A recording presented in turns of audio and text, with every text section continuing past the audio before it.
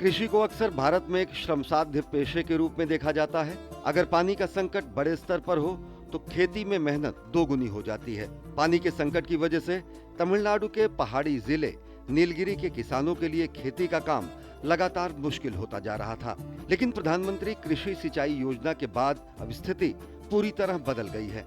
लघु सिंचाई सहायता योजना कोटा जनजाति के इन किसानों के लिए तारणहार के रूप में सामने आई है।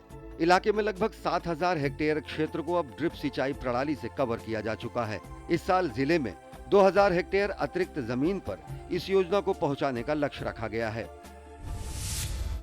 अब तक 7000 हेक्टेयर को योजना के तहत कवर किया गया है। इस वर्ष लक्ष्य 2000 हेक्टेयर है। ड्रिप सिंचाई उपकरण स्थापित करने की योजना को छोटे और सीमांत किसानों के लिए 100% अनुदान और 5 एकड़ से ऊपर वाले किसानों को 75% अनुदान दिया जा रहा है। पर ड्रॉप मोर क्रॉप यानी पानी की प्रति बूंद से अधिक फसल उगाने के उद्देश्य के साथ इस योजना का मकसद कृषि के अंतर्गत सिंचाई क्षेत्र में वृद्धि करके किसानों की उत्पादन लागत को कम करना और उनकी आय को दोगुना करना है। नीलगिरी जिले में प्रधानमंत्री कृषि सिंचाई योजना बागवानी विभाग द्वारा चलाई जा रही है।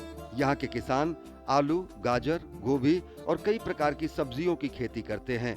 आदिवासी बहुल इस इलाके में इस योजना के सफल क्रियान्वयन से बेहतर नतीजे मिल रहे हैं। मुझे प्रधानमंत्री कृषि सिंचाई योजना के लिए निःशुल्क स्प्रिंकलर सिस्टम दिया गया है। मैंने इसे खेती के लिए इस्तेमाल किया है, इसलिए मुझे ज्यादा पानी का उपयोग करने की आवश्यकता नहीं है।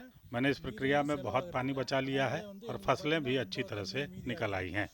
प्रधानमंत्री कृषि सिंचाई योजना ने मुझे एक बड़े क्षेत्र में अधिक फसलों की खेती करने में मदद की है।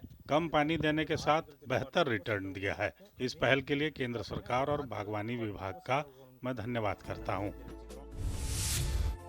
आलू, गाजर और गोभी की खेती के बाद अब इस ड्रिप सिंचाई प्रणाली को चाय किसानों के लिए भी उपलब्ध कराने का फैसला किया गया है।